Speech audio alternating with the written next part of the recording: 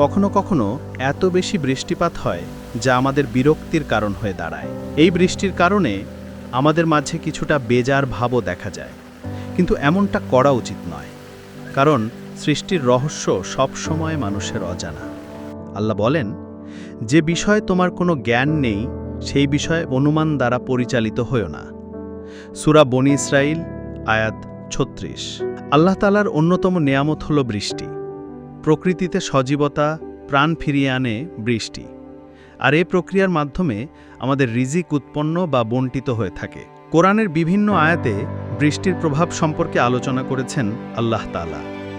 হাদিসে বৃষ্টিকে আল্লাহ পক্ষ থেকে রহমত বলে আখ্যায়িত করা হয়েছে। আল্লাহ তাআলা বান্দার প্রতি বেশি খুশি হলে ৩টি জিনিস দান করেন। সেগুলো হলো কন্যা সন্তান, মেহমান এবং বৃষ্টি। অনাবৃষ্টি আল্লাহর পক্ষ থেকে এক ধরনের সতর্কবার্তা। মানুষের পাপাচারের কারণে অনাবৃষ্টি হয়ে থাকে। এর কারণে আল্লাহ তাআলা অনাবৃষ্টি দিয়ে মানুষকে সতর্ক করে থাকেন। মানুষ যখন যাকাত আদায় করে না, তখন আসমান থেকে বৃষ্টিবর্ষণ বন্ধ করে দেয়া হয়। যদি ভূপৃষ্ঠে চতুষ্পদ জন্তু ও নির্বাক প্রাণী না থাকত, তাহলে আর কখনো বৃষ্টিপাত হতো না। বৃষ্টি মহান খোদার পক্ষ থেকে বান্দার প্রতি এক বিশেষ অনুগ্রহ। মানুষের জীবন ধারণের জন্য পানি গুরুত্বপূর্ণ। পানির লেয়ারের ভারসাম্য রক্ষায় বৃষ্টির অবদান অপরিসীম। গত ৫০ বছরে ঢাকায় পানির লেয়ার ৮৬ মিটার নেমে গেছে। আমরা প্রতিনিয়ত পাপাচারে লিপ্ত থাকার পরও আল্লাহ বিশেষ রহমতে আমাদের মাতৃভূমিতে বৃষ্টি বর্ষণ করেন।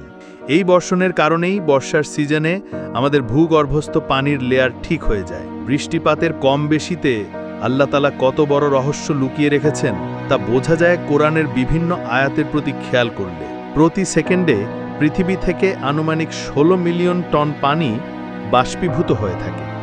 সংখ্যাটি প্রতি সেকেন্ডে পৃথিবীতে যে পরিমাণ পানি বর্ষিত হয়ে থাকে তার সমান। এর অর্থ দাঁড়ায়, পানি একটি নির্ধারিত পরিমাণ অনুযায়ী একটি সুষম চক্রের মাধ্যমে ক্রমাগত প্রবাহিত হয়।